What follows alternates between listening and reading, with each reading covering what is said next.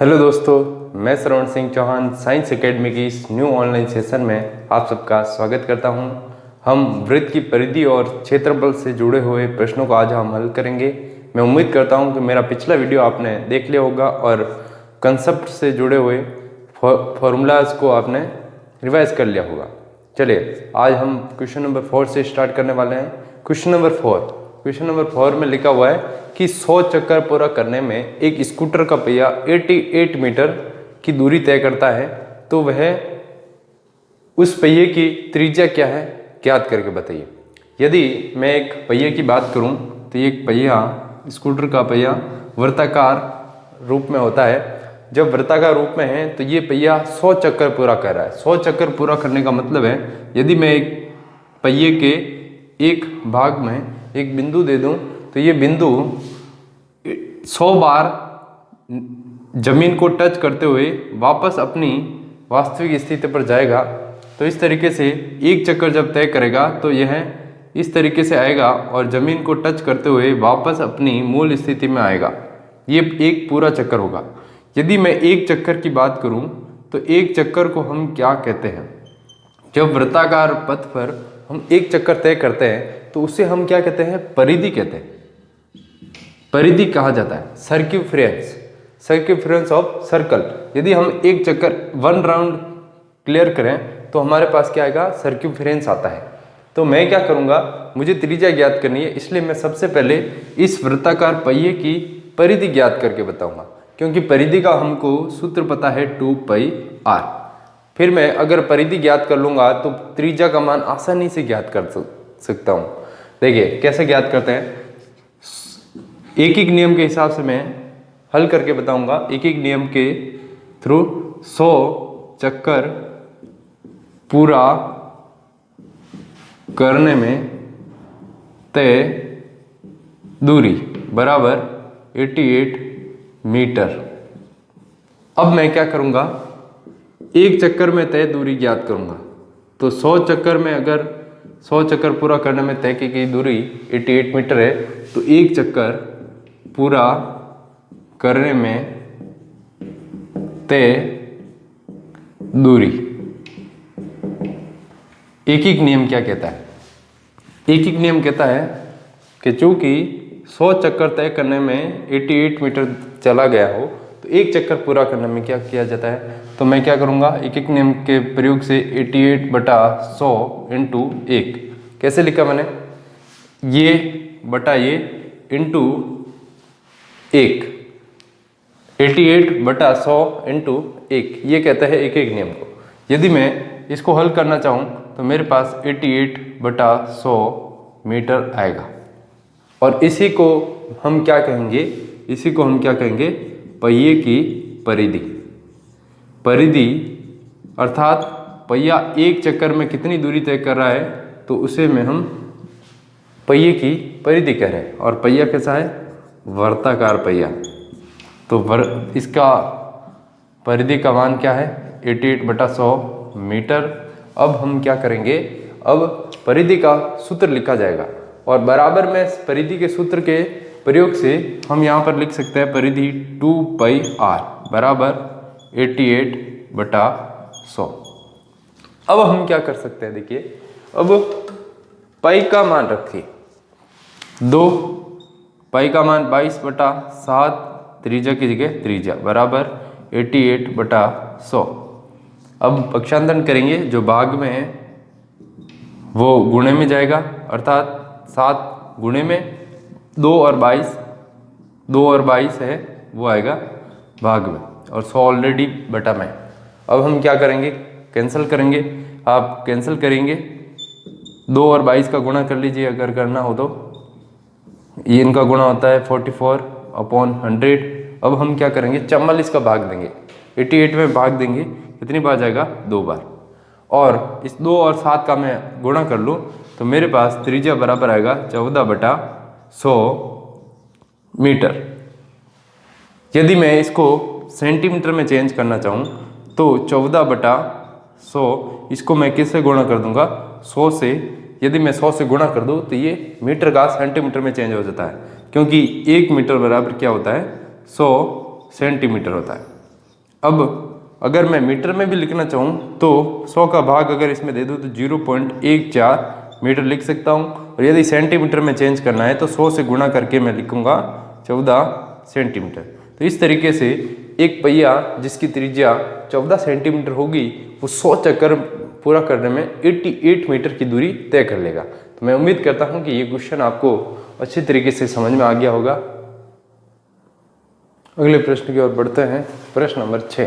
प्रश्न नंबर 6 में कहा गया कि एक वृत्त की परिधि वर्ग के परिमाप के बराबर है और यदि वर्ग का क्षेत्रफल 484 वर्ग मीटर हो तो वृत्त का क्षेत्रफल ज्ञात कीजिए। देखिए, आपको प्रश्न हल करने से पहले ये पता होना चाहिए कि वृत्त क्या होता है और वर्ग क्या होता है, क्योंकि सबसे ज़्यादा कन्फ्यूजन वृत्त और वर्ग में होता है। वृत्त वृत्ताकार होता है जबकि वर्ग वर्गाकार अर्थात 4 भुजाओं वाला होता है जिसकी चारों भुजाएं बराबर होती है। यदि मैं वृत्त की परिधि की बात करूं तो इसकी परिधि का फॉर्मूला 2πr और क्षेत्रफल का πr² होता है, जबकि वर्ग का परिमाप होता है 4 इंटू भुजा और क्षेत्रफल का भुजा स्क्वायर। अब हमारे पास क्या दे रखा है, वर्ग का क्षेत्रफल दे रखा है और मैं क्या करूंगा, कुछ स्टेप के थ्रू मैं इस प्रश्न को हल करूंगा। मेरे पास वर्ग का क्षेत्रफल दे रखा है। अब वर्ग का क्षेत्रफल से सबसे पहले मैं क्या करूंगा, भुजा का मान ज्ञात करूंगा। यदि हमको भुजा का मान पता चल जाए तो हम वर्ग का परिमाप ज्ञात करेंगे और वर्ग का परिमाप और वृत्त की परिधि दोनों का मान क्या कह रखा है कि वृत्त का परिमाप और वृत्त की परिधि, वर्ग का परिमाप और वृत्त की परिधि दोनों बराबर है। यदि दोनों बराबर है तो वर्ग का परिमाप आ जाएगा, उससे मैं वृत्त की परिधि के बराबर रख लूँगा और उससे मैं त्रिज्या का मान पिछले प्रश्न के अनुसार, यदि परिधि का मान पता हो तो त्रिज्या का मान पिछले प्रश्न के अनुसार ज्ञात कर लूँगा। और यदि त्रिज्या का मान ज्ञात हो जाए तो वृत्त का क्षेत्रफल का सूत्र होता है πr², वृत्त का क्षेत्रफल। अब इस πr² में मैं त्रिज्या का मान रख लूँगा। तो कुछ इस स्टेप में हम ज्ञात करेंगे। वर्ग का परिमाप ज्ञात करेंगे सबसे पहले, जो होता है भुजा स्क्वायर। भुजा का मान पता चलते ही हम वर्ग का परिमाप ज्ञात करेंगे, जो होता है 4 इंटू भुजा, और उसको वर्ग के परिमाप को वृत्त की परिधि के बराबर रख देंगे, उससे त्रिज्या का मान आएगा और त्रिज्या का वृत्त के क्षेत्रफल से मान ज्ञात करेंगे। तो सबसे पहले हम लिखते हैं, हमें क्या पता है, वर्ग का परिमाप हमारे को दे रखा है, वो है 484 मीटर स्क्वायर। जब भी परिमाप क्षेत्रफल इनका मान दिया हुआ हो तो हम लेफ्ट हैंड साइड में इनके फॉर्मूले को लिखेंगे। देखिए, वर्ग का क्षेत्रफल दे रखा है, गलती से मैंने परिमाप लिख लिया है, सॉरी, भुजा स्क्वायर। क्षेत्रफल का सूत्र होता है भुजा स्क्वायर बराबर 484 मीटर स्क्वायर। अब हमको भुजा का मान ज्ञात करना है तो मैं स्क्वायर हटाऊंगा तो भुजा बराबर क्या होगा, 484 अंडर 484 का वर्गमूल क्या होता है, स्क्वायर रूट ऑफ 484 क्या होता है, 22 मीटर। भुजा का मान आ गया है 22 मीटर।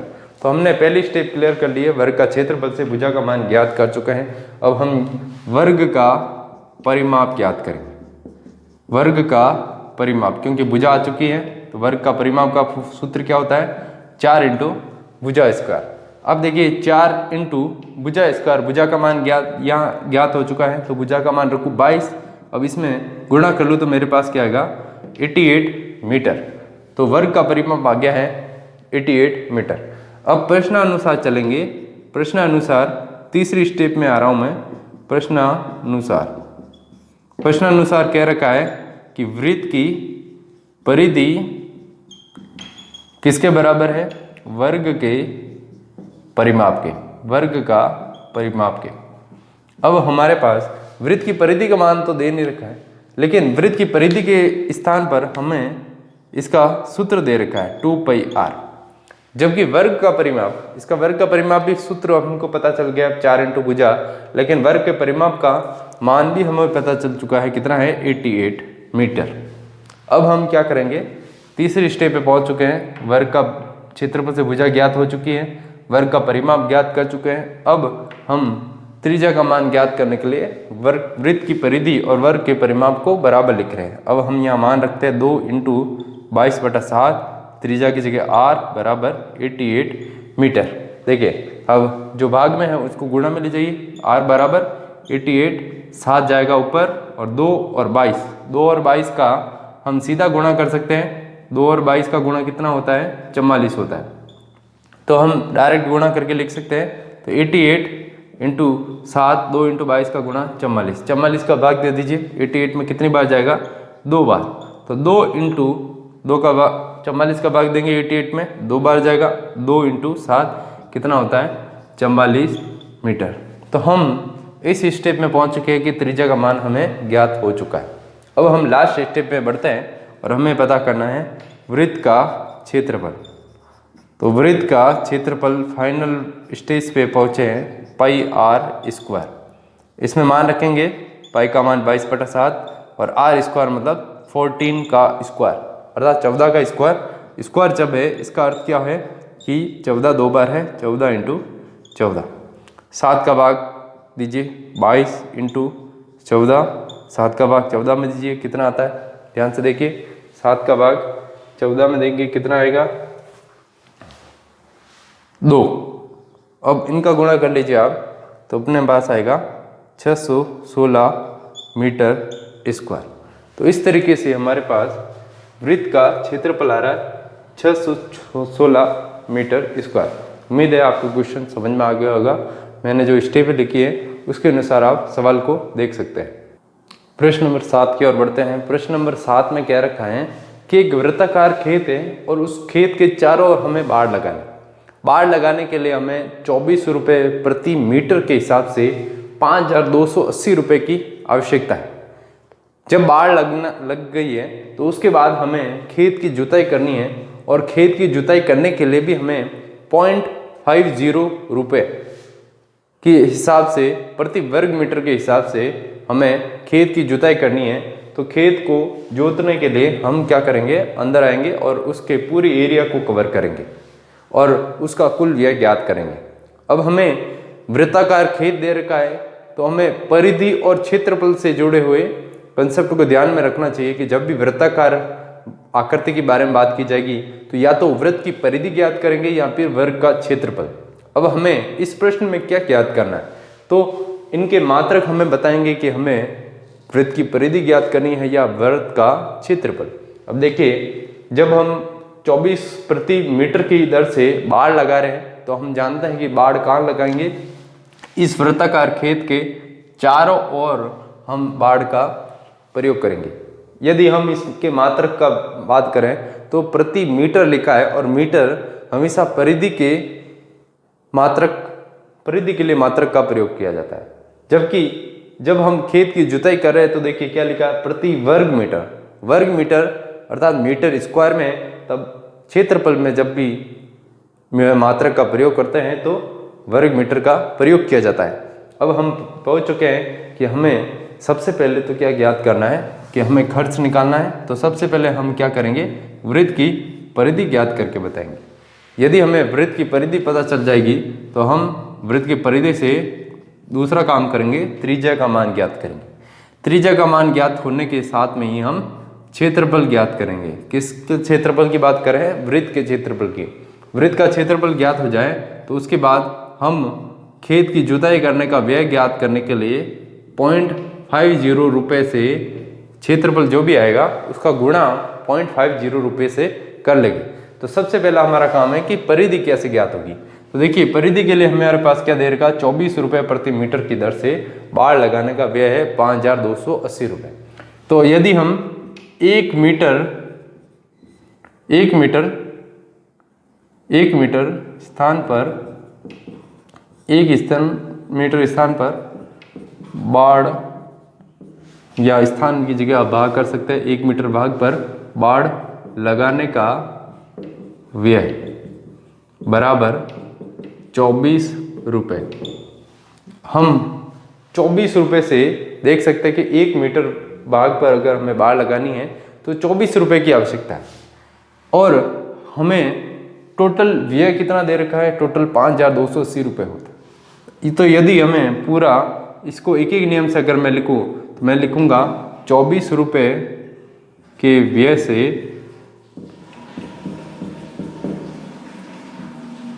से बाड़ लगाने का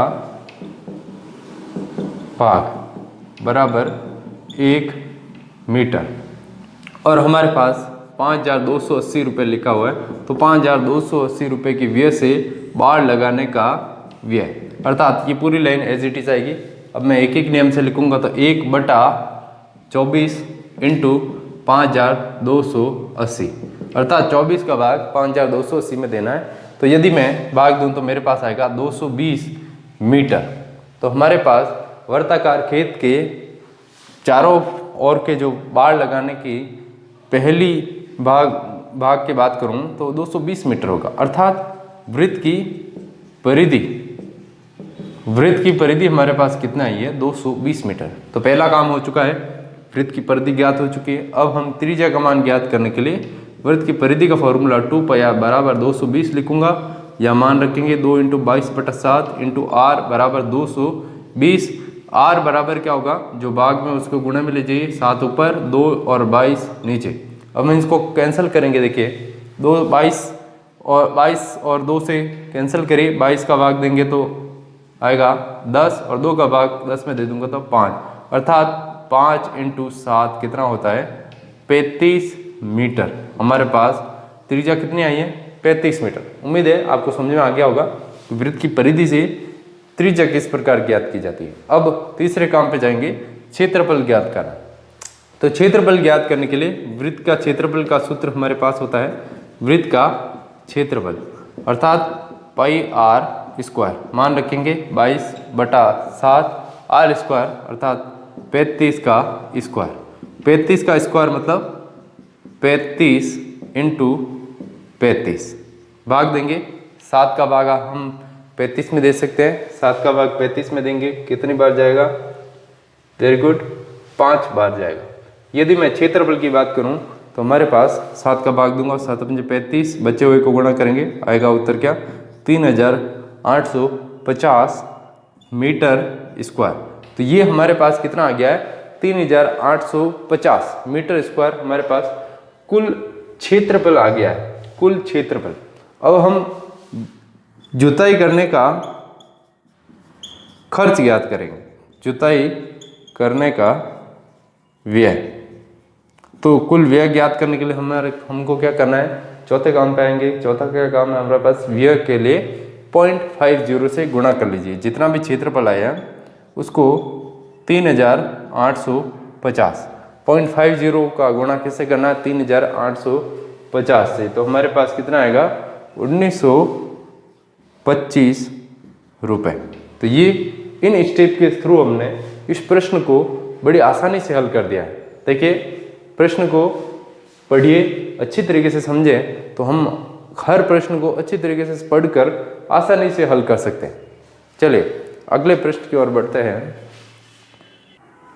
प्रश्न नंबर 8। प्रश्न नंबर 8 में क्या रखा है, एक वृत्ताकार घास का मैदान है जिसकी त्रिज्या क्या है, 35 मीटर, और उस मैदान के चारों ओर चित्र अनुसार देख सकते हैं कि उसके चारों ओर एक मार्ग बना हुआ है। उस मार्ग की चौड़ाई कितनी है, 7 मीटर। अंदर घास का मैदान है जिसकी त्रिज्या 35 मीटर है, बाहर एक मार्ग बना है जिसकी चौड़ाई क्या है, 7 मीटर। यदि मैं त्रिज्या की बात करूं तो यहाँ पर हमारे पास 2 वृत्त है और 2 वृत्त होने के कारण 2 त्रिज्या होगी। अब 2 वृत्त है तो इन 2 वृत्तों के लिए पहली त्रिज्या R1 और दूसरी त्रिज्या होगी R2। अब मैंने क्या किया, 35 में 7 अगर मैं जोड़ दूंगा तो मेरे पास आएगा 42 मीटर। तो इसको कहूंगा मैं R1 42 मीटर, और R2 क्या होगा, आंतरिक त्रिज्या 35 मीटर, अर्थात बाह्य त्रिज्या 42 और आंतरिक त्रिज्या 35 मीटर होगी। जब हम 2 वृत्तों की बात करते हैं जिनका केंद्र एक हो तो उन्हें क्या कहते हैं, सकेंद्रीय वृत्त। सकेंद्रीय वृत्तों का क्षेत्रफल, सकेंद्रीय वृत्त का क्षेत्रफल, अर्थात सकेंद्रीय वृत्त का क्षेत्रफल मतलब उस ओ केंद्र वाले बिंदु के चारों ओर यदि दो वृत्त हो तो उन्हें सकेंद्री वृत्त कहते हैं। और सकेंद्री वृत्त के कारण जो मार्ग बनता है उसका क्षेत्रफल ज्ञात करने का हमारे पास सूत्र क्या होता है, पाई r1 square minus pi r2 square. दो वृत्त है, दोनों, एक में बड़ा वृत्त है एक छोटा वृत्त है, दोनों वृत्तों के क्षेत्रफल को ज्ञात करके अगर यदि मैं माइनस कर दूं तो हमारे पास इस पथ का क्षेत्रफल आ जाएगा। पथ अर्थात मार्ग, इस बार जो रोड बना हुआ है उसका क्षेत्रफल आ जाएगा। यदि मैं यहाँ से इस सूत्र को थोड़ा छोटा करते हुए पाई को कॉमन ले लूँ तो मेरे पास पाई r1 square minus pi r2 square को हल करते हुए पाई r1 square minus r2 square हो जाएगा। अब हम इसमें मान रखें तो पाई का मान 22/7, r1 स्क्वायर अर्थात 42 का स्क्वायर माइनस 35 का स्क्वायर। अब मैं इस कोष्टक को हल करने के लिए एक फॉर्मूले का उपयोग करूंगा, ए स्क्वायर माइनस बी स्क्वायर। क्या होता है, ए प्लस बी, ए माइनस बी। उम्मीद है आप इस सूत्र से अच्छी तरीके से परिचित हैं। तो यहाँ पर मैं मान रखूँ तो 22/7 इंटू, यहाँ पर मैं फॉर्मूला लगा रहा हूँ ए प्लस बी अर्थात 42 प्लस 35 इंटू ए माइनस बी मतलब 42 माइनस 35। इसको हल करेंगे हम 22/7, इनको जोड़ेंगे 77 और इनको माइनस कर देंगे 7। अब हम 7 से काटेंगे, 7 का भाग आप 7 से काट सकते हैं या 7 का भाग 77 में दे सकते हैं। तो हमारे पास यदि मैं 7 का भाग इसमें दे दूँ तो ये कैंसिल हो जाएगा 11 बार, और यदि मैं इसको कैंसिल नहीं करूँ और इस 7 को कैंसिल करूँ तो डायरेक्ट 7 से 7 कैंसिल हो जाएगा। बाकी को गुणा करूँ मैं तो बाकी बचे हुए मेरे पास है 22 इंटू 77, तो इनका गुणा होता है 1694 वर्ग मीटर। तो हमारे पास जो बाहर मार्ग बना है उसका क्षेत्रफल है, मार्ग का क्षेत्रफल 1694 वर्ग मीटर। प्रश्न नंबर 9 की ओर बढ़ते हैं। प्रश्न नंबर 9 और 10 को मैं साथ में ले रहा हूँ। प्रश्न नंबर 9 और 10 देखिए। प्रश्न नंबर 9 में हमको सकेंद्री वृत्त के क्षेत्रफल के सूत्र के बारे में पूछा गया है। तो हम दो सकेंद्री वृत्तों द्वारा परिबद्ध क्षेत्र का क्षेत्रफल ज्ञात कीजिए। ज्ञात करने का सूत्र क्या होता है, केवल उसके बारे में बोला गया है। तो ये पहला वृत्त और उसी के चारों ओर दूसरे वृत्त को जब मैं बना देता हूँ तो पहले वृत्त की त्रिज्या और दूसरे वृत्त की त्रिज्या को हम एक को r1 एक को r2 देते हैं और केंद्र होता है O। हम इसके फॉर्मूले की बात करें तो सकेंद्रीय वृत्तों का क्षेत्रफल, सकेंद्रीय वृत्तों का क्षेत्रफल या सकेंद्रीय वृत्तों से परिबद्ध क्षेत्र का क्षेत्रफल, अर्थात जो मार्ग बना हुआ है केवल उसका क्षेत्रफल ज्ञात करने का सूत्र क्या होता है, पाई r1 square minus r2 square. यदि हम इसके अंदर ए स्क्वायर माइनस बी स्क्वायर बराबर ए प्लस बी ए माइनस बी, इस सूत्र का मैं अगर प्रयोग कर लूँ तो इस सूत्र का रूप थोड़ा सा चेंज होते हुए क्या हो जाएगा, पाई r1 plus r2 r1 minus r2। तो इस तरीके से भी ये फॉर्मूले का रूप हो सकता है। अब मैं अगले प्रश्न पे आऊँ तो अगले प्रश्न के अंदर हमको त्रिज्या को मान दे दिए हैं, अर्थात सकेंद्रीय वृत्तों की त्रिज्या है क्रमशः 4 सेमी और 3 सेमी, अर्थात बड़ी त्रिज्या जिसका नाम r1 देते हैं वो है 4 सेमी और दूसरी त्रिज्या जिसको नाम r2 दे रहा हूँ वो है 3 सेंटीमीटर। वृत्त के अंदर अगर हमको इनको दर्शाना है तो r1 यहाँ पर होगी तो r1 बराबर 4 और ये r2 बराबर 3 सेंटीमीटर। ओ केंद्र वाले वृत्त की कुछ इस तरीके से त्रिज्या होगी। अब मुझे प्रश्न नंबर 9 से 10वें में कैसे एंटर करना है, त्रिज्या के मान लिखें। फॉर्मूला हमने प्रश्न नंबर 9 के अकॉर्डिंग लिख लिया है। अब इसमें मान रखेंगे पाई r1 प्लस r2 अर्थात 4 प्लस 3 और यहाँ पर 4 माइनस 3। अब मैं इनको हल करूँ तो हमारे पास क्या आएगा, पाई इंटू 4 और 3 7 इंटू 4 में से 3 गए 1। अब इनका मैं गुणा करूँ, केवल संख्यात्मक गुणा करिए तो 7 इंटू 1 7 और पाई का मान पाई।